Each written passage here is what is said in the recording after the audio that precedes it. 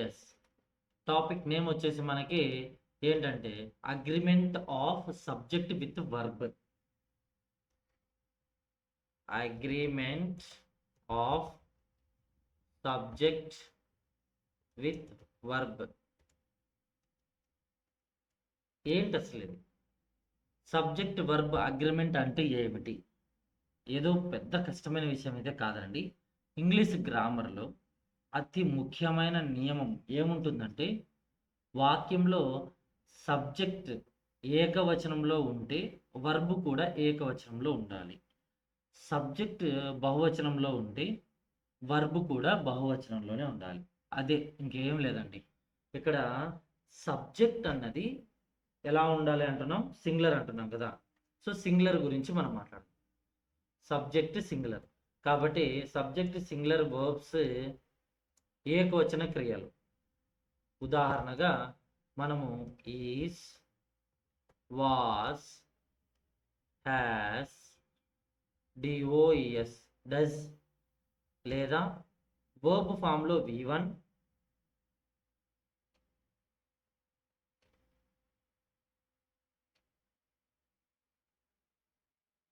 Verb ఫామ్లో V1 plus S కానీ లేదనుకుంటే ఈఎస్ కానీ. మనము వర్బ్ ఫామ్ దీనికి ఉదాహరణగా తీసుకుందాం. PLAY ప్లే, దీనికి ఎస్ యాడ్ అయ్యింది. నెక్స్ట్ గో, GO గో, దీనికి ఈఎస్ యాడ్ అయ్యింది. ఇక్కడ ఏంటి? సబ్జెక్ట్ సింగులర్గా ఉన్నప్పుడు ఇలాంటివి వస్తాయి. మ్యాక్సిమం వీటన్నిటికీ ఈఎస్ అన్నది లాస్ట్లో కన్ఫర్మ్గా ఉంటుందన్నమాట. మ్యాక్సిమం ఉంటుంది. నెక్స్ట్ ప్లూరల్ వర్బ్స్ ఒకసారి చూద్దాం. ప్లూరల్ వర్బ్స్లో ఉదాహరణగా మనం తీసుకుంటే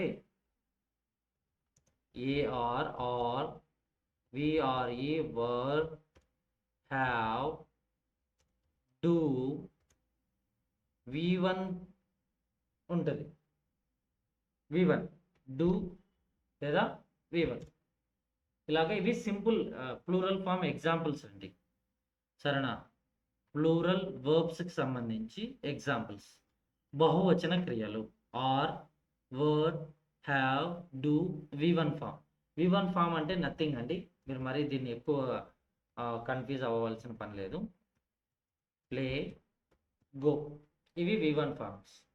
ఇక్కడ మనము చేయవలసిన పనులు ఏంటంటే ఒక్కొక్కటిగా కొన్ని రూల్స్ అండ్ రెగ్యులేషన్స్ ఉన్నాయి. వాటిని మనము స్టెప్ బై స్టెప్గా ఫాలో అవుతూ వెళ్ళాల్సి ఉంటుంది.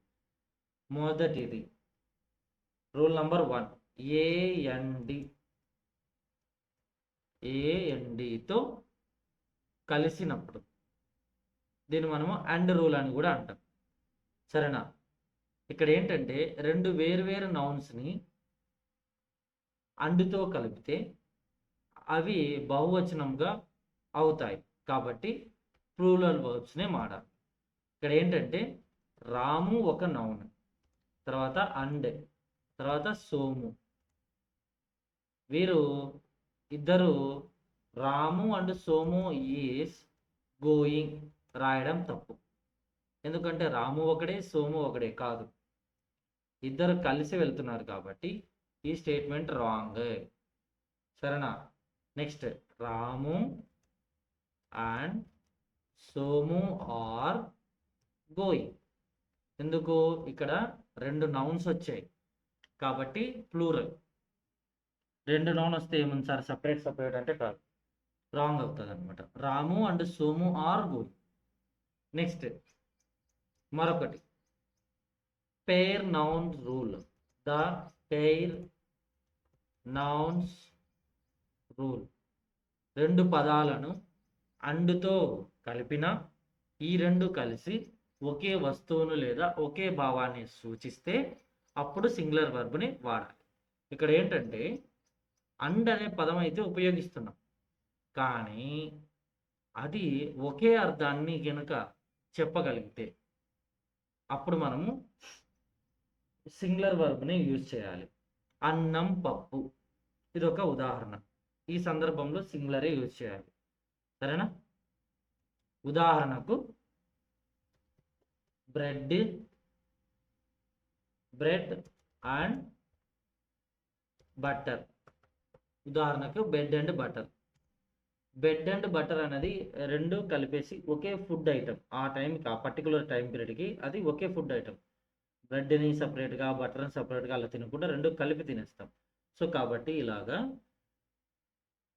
రెండు జత కలిసినటువంటి రెండు నౌన్స్, అంటే జాయింట్గా ఉన్నటువంటి వాటి సందర్భాలలో సింగులర్ వర్బే వస్తుంది. కాబట్టి bread and butter is my favourite breakfast. Bread and butter is my favourite breakfast. సరేనా? అంటే బ్రెడ్ అండ్ బటర్ కలిపేసి ఒక అల్పాహారం కేటగిరీగా తీసుకుంటాం కాబట్టి ఇక్కడ మనకి ఈజ్ అన్నది వచ్చిందనమాట. నెక్స్ట్ దీని తర్వాత స్లో అండ్ స్టడీ, నిదానముగా మరియు స్టడీగా. సో కాబట్టి ఇక్కడ ఇది నిదానమే ప్రధానము అనేటటువంటి విషయం మీద వస్తుంది కాబట్టి slow and steady wins the race. నిదానమే ప్రధానము, అలా ఉంటేనే మనము చేస్తాము అని. సో ఇక్కడ మీరు గమనించినట్టయితే V1కి ఎస్ యాడ్ అయింది. ఎవరు యాడ్ అయ్యారు? ఎస్ గారు యాడ్ అయ్యారు. రైట్. నెక్స్ట్ దాని తర్వాత ఇందులో మరొకటి ఏంటంటే ఇంకొక సామెత కూడా ఉంది, ఎప్పుడు మనం అందరూ చెప్పుకుంటేది, time and tide, wait for none, ఎవరి కోసం ఆగదు అన్నది. ఇక్కడ ఏంటంటే వెయిట్ అనేటువంటి పదానికి మనం ఇక్కడ ఎస్ యాడ్ చేయలేదు. Time and tide, wait for none, ఈ విషయంలో మాత్రం ప్లూరల్ మాత్రమే వాడాలి. ఇది రూల్. మినహాయింపు ఉంది కొన్నింటి, మన హిందీ గ్రామర్లో కూడా కొన్నింటికి మనం కొన్ని రూల్స్ పెట్టుకొని ఉంటాం కదా, అలాగా ఇందులో కూడా రూల్ అనమాట. ఎందుకు ఇట్లాగా మినహాయింపు ఉన్నటువంటి వాటిని మనం ఎక్కువ జాగ్రత్తగా మాట్లాడుతున్నామంటే ఎగ్జామినేషన్స్లో మనల్ని కన్ఫ్యూజ్ చేయడానికి ఇలాంటి మాటలు ఎక్కువ చేస్తారనమాట. నెక్స్ట్ మరొకటి golden rule number 3, the first subject rule. First subject rule ఏంటండి? ఫస్ట్ సబ్జెక్ట్ రూల్ అంటే నథింగ్ అండి, ఇది చాలా కష్టమైనది అయితే కాదు. వాక్యంలో రెండు సబ్జెక్టులను ఎలా అంటే as well as, along with, together with లాంటి పదాలతో కలిపితే వర్బ్ అనేది ఎప్పుడు మొదటి సబ్జెక్టును బట్టే ఉంటుందన్నమాట. సరేనా? ఇక్కడ రెండో సబ్జెక్ట్ని అస్సలు పట్టించుకోదు, ఫస్ట్ సబ్జెక్ట్ను మాత్రమే ప్రియారిటీ ఇస్తుంది. ఏంటి అసలు మీరు చెప్పేది అర్థం కాలేదని అని అనిపిస్తే మరొకసారి చెప్తాను చూడండి. మొదటి సబ్జెక్టుకే ప్రాధాన్యం వాక్యంలో ఉండును. రెండు సబ్జెక్టులను కలిపినా కానీ as well as, along with, together with ఇలాగా వచ్చిన రెండు సెంటెన్సెస్ కాబట్టి ఫస్ట్ సెంటెన్స్లో వర్బ్ ఫామ్ మారుతుంది, సెకండ్ సెంటెన్స్లో వర్బ్ ఫామ్ మారుతుంది. ఇలాంటివే ఉండవండి. ఫస్ట్ లైన్లో ఎవరైతే ఉన్నారో వాళ్ళకి చేంజెస్ అన్నీ వర్తిస్తాయి, అందరికీ వర్తించవు. ఫస్ట్ ఎగ్జాంపుల్ చూడండి. The captain along with his players was present. ఇక్కడ ఏంటంటే ప్లేయర్స్ అన్నది మనకు బహువచనంగా ఉన్నప్పటికీ మొదటి సబ్జెక్ట్ క్యాప్టెన్ ఏకవచనం కాబట్టి వాజ్ వచ్చింది. ద కెప్టెన్ అన్నది సింగులర్, ప్లూరల్ కాదు. ఫస్ట్ ప్రియారిటీ వారికే. అలాంగ్ విత్ అనే పదం వచ్చి మరికొంచెం సెంటెన్స్ ఉన్నా మొదటగా ఉన్నటువంటి మెయిన్ సబ్జెక్ట్ ఏదైతే ఉంటుందో అది సింగులర్ అయితే వాజ్ వస్తుంది, అది ప్లూరల్ అయితే వర్ వస్తుంది, WERE.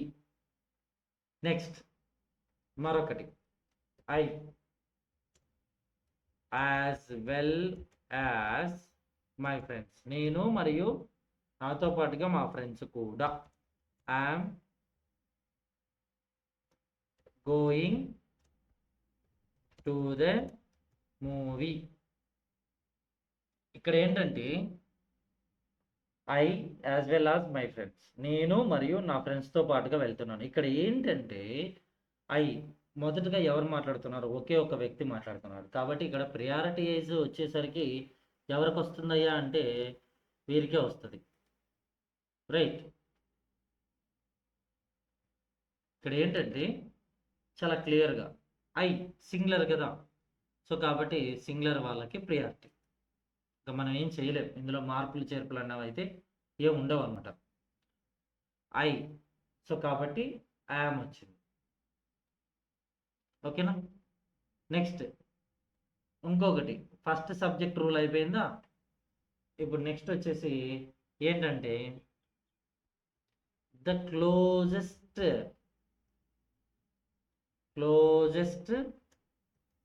Subject. Closest subject rule వాక్యంలో రెండు సబ్జెక్టులను either or, neither nor, not only, but also అలాగా కలిపితే, ఇవి కొంచెం కన్ఫ్యూజ్గానే ఉంటాయి. మరీ రివిజన్ చేస్తాను. ఈ టెట్ ఎగ్జామ్కి ముందుగానే మన ఎగ్జామ్కి డేట్ ఇస్తారు కదా, అంతకు ముందుగానే గ్రాండ్ టెస్ట్లు కండక్ట్ చేసే టైంలో ఫుల్ రివిజన్స్ కూడా చేస్తున్నప్పుడు ఈజీ అయిపోతాయి అనమాట. Either are, next neither nor, not only, but also, ఇలాగా సింపుల్ ఎగ్జాంపుల్స్ కొన్ని. క్లోజెస్ట్ సబ్జెక్ట్ రూల్ అంటారు అనమాట దీన్ని. ఏంటంటే ఇక్కడ చూడండి, మీకు ఎగ్జాంపుల్ చూపిస్తే ఆటోమేటిక్గా చక్కగా అర్థమవుతుంది. Either Ramu or his friends are coming. ఇక్కడ ఫ్రెండ్స్ దగ్గర ఉంది కాబట్టి ఇక్కడ ఫ్రెండ్స్ దగ్గరగా అంటే ఏంటంటే అండి, either Ramu or his friends, Ramu లేదా అతని ఫ్రెండ్స్. ఈ సందర్భాలలో ఫ్రెండ్స్ అన్నది చాలా ప్లూరల్ ఫామ్, నీట్గా క్లియర్గా ఉంది. కాబట్టి ఫ్రెండ్స్ ఆర్ ఫ్రెండ్స్ అన్న వాళ్ళు సింగులర్ కాదు, ప్లూరల్స్. ఎయిదర్ ఆర్ అన్నారు కదా, ఇది లేదా అది. కాబట్టి ఇక్కడ ఇది లేదా అదే అన్నప్పుడు ప్లూరల్ ఫామ్, ఒకవేళ అందులో ప్లూరల్ ఫామ్ ఉంటే ప్లూరల్ ఫామ్కి ప్రియారిటీ ఇస్తాం. నెక్స్ట్ తర్వాత ఏంటంటే మరొక example, NEITHER, neither his friends Nar Ramu is coming. Friends అయినా రావచ్చు లేదా రాము అయినా రావచ్చు. అప్పుడు రాము ఆర్ కమింగ్ రాకూడదు అనమాట, రాము ఈజ్ కమింగ్, ఈజ్ అనేది రావాలి. ఇక్కడ ఏంటి, ఏదైతే ఎండింగ్ పర్స్పెక్టివ్స్లో, సెంటెన్స్ ఎండింగ్ పర్స్పెక్టివ్లో సింగులర్ ఉంటే సింగులర్, ప్లూరల్ ఉంటే ప్లూరల్, దాన్నే క్లోజెస్ట్ సబ్జెక్ట్ అంటారు అనమాట. అంటే సెంటెన్స్ క్లోజ్ అవుతున్నటువంటి సందర్భానికి దగ్గరగా ఉన్న వాళ్ళని మనము సింగులరా ప్లూరలా గమనించి, ఫ్రెండ్స్ ఆర్ కమింగ్, అక్కడ ఫ్రెండ్స్ అన్నది ప్లూరల్. క్లోజెస్ట్ సెంటెన్స్ అంటే సెంటెన్స్లో ఎండ్ అవుతుంది కదా ఆ టైంకి. నెక్స్ట్ రాము ఈజ్ కమింగ్, ఇక్కడ రాము. నెక్స్ట్ మరొకటి ఏంటంటే ఏకవచనంగా ఉంటాయి కొన్ని, ఎప్పటికీ ఏకవచనంగానే ఉంటాయి. వాటి గురించి ఒకసారి చూద్దాం. ఆల్వేస్ సింగులర్, ఎప్పటికీ సింగులరే. ఉదాహరణగా మనము కొన్ని తీసుకుందాం. ఈచ్, ఎవ్రీ వన్, ఇవి ఎగ్జామినేషన్ పర్స్పెక్టివ్లో మనకు బాగా ఉపయోగపడతాయి.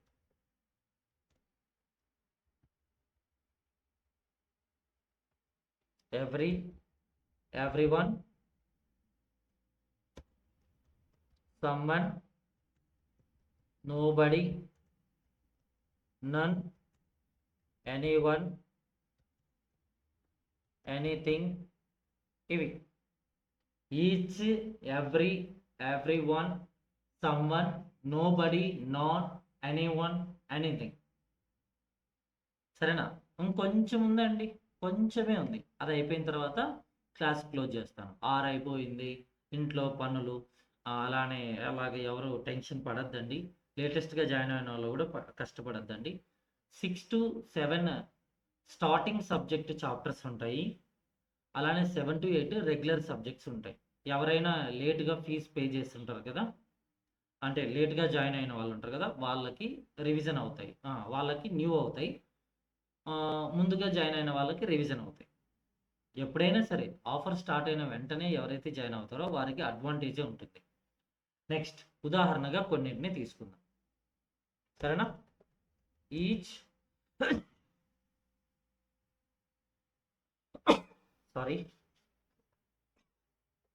Each of the boys has a pen. ఇక్కడ ఏంటంటే బాయ్స్ ఉన్నారు, ప్లూరల్ ఫామ్ అని చెప్పేసి వెంటనే హ్యావ్ అన్నది మనం పెట్టకూడదు. కొన్ని ఎప్పటికీ అంటే యూనివర్సల్ ట్రూత్ ఉంటాయి కదా, అలాగా కొన్నింటికి మనము ఎప్పటికీ సింగులర్ వర్బ్స్ని యూజ్ చేయాల్సి ఉంటుంది, సింగులర్స్. కాబట్టి ఆ సింగులర్స్గా యూజ్ చేయవలసినవి ఏంటంటే ఇవేనండి. ఉదాహరణ, వెయిట్ 1 సెకండ్.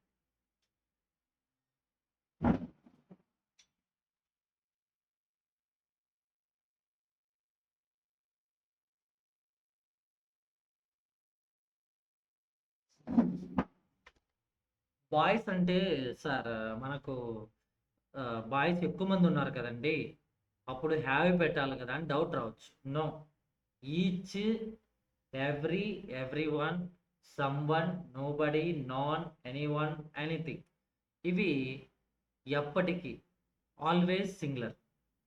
సరేనా? కళ్ళు మూసుకొని మనం ఏమేమి పెట్టాలంటే చెప్తాను చూడండి. ఈజ్ కానీ, అంటే ఆ సెంటెన్స్కి తగ్గట్టుగా, వాజ్ కానీ, లేదా హ్యాజ్ కానీ, లేదా verb form V1 plus S కానీ పెట్టేసేయాలి. కళ్ళు మూసుకొని పెట్టేయాలి. Each, everyone, someone, nobody, none, anyone, anything, ఇలా వస్తే తర్వాత ఇప్పుడు చూడండి ఉదాహరణకి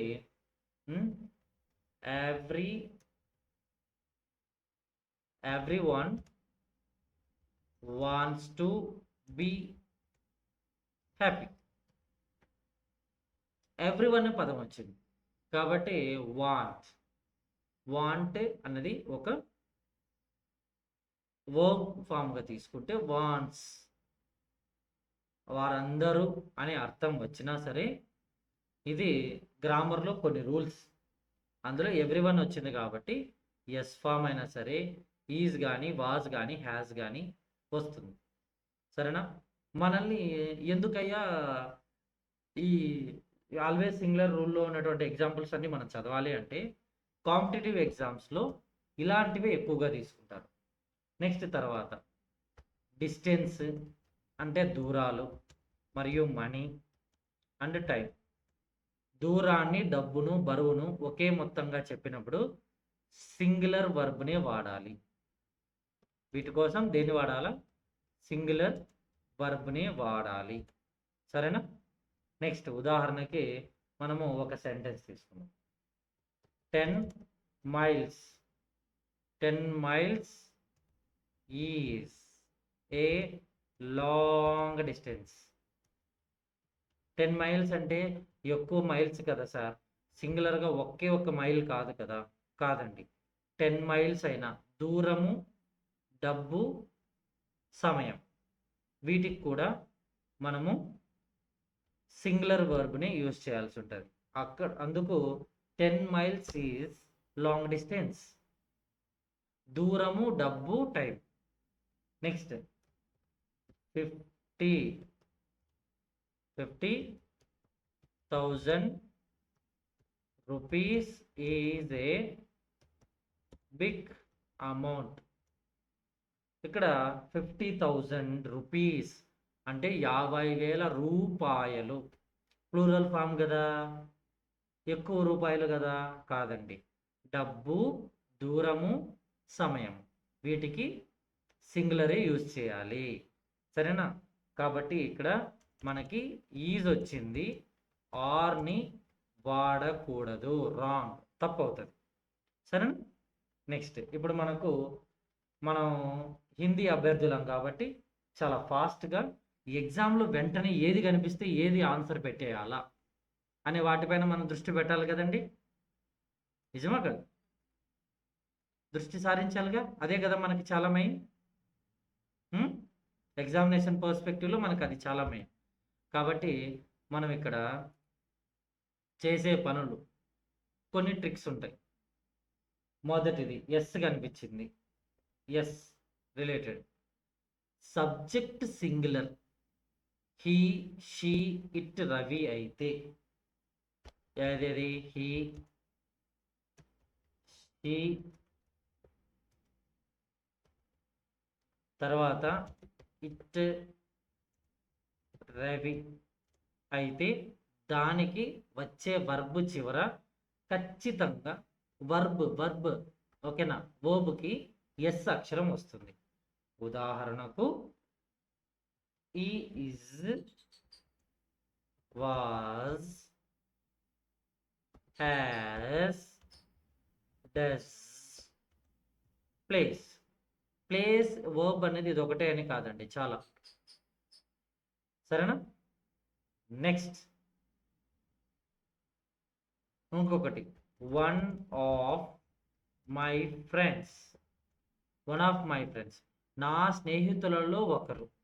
ఇక్కడ ఫ్రెండ్స్ అని చూసి వెంటనే మన బ్రెయిన్ ప్లూరల్ వర్బ్ వచ్చేసింది, సో కాబట్టి మనము ప్లూరల్ వర్బ్ పెట్టేద్దాం. నో, తప్పు. వన్ ఆఫ్ మై ఫ్రెండ్స్, నాకు ఫ్రెండ్స్ ఉన్నారు అందరిలో ఒకరు అని. నాకు ఫ్రెండ్స్ ఉన్నారు అందరిలో ఒకరు, one of my friends. So కాబట్టి సెంటెన్స్ని జాగ్రత్తగా చదవవలెను. సరేనా? ఫ్రెండ్స్ అన్న పదం కనిపించింది, ఇది ప్లూరల్ అని పెట్టకూడదు, బాగా గమనించండి. సరేనా? వన్ ఆఫ్ అంటే ఒకరు కదా, సో కాబట్టి one of my friend is a doctor, is వస్తుంది. ఎందుకంటే వన్ ఆఫ్ మై ఫ్రెండ్స్, నా ఫ్రెండ్స్లో ఒకడు. రైట్. Next prepositions. నౌన్ అనేది అయితే ఒకటి ఉంటుంది కదా, నౌన్కు వర్బుకు మధ్యలో ప్రిపోజిషన్స్ ఆఫ్ కానీ,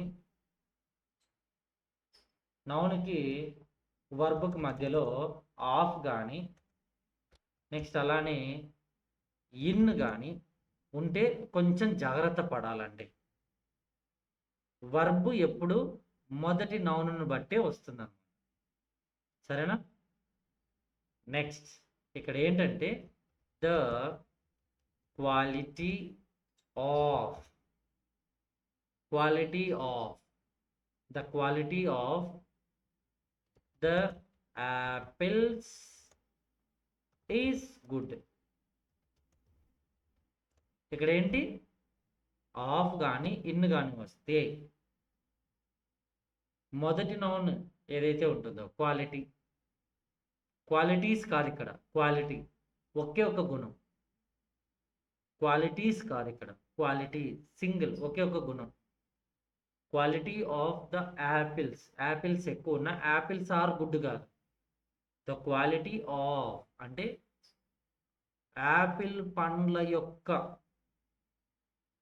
ద క్వాలిటీ అంటే ఒకటే, ఒకే ఒక్క గుణం గురించి ఇక్కడ మనం మాట్లాడుతున్నాం.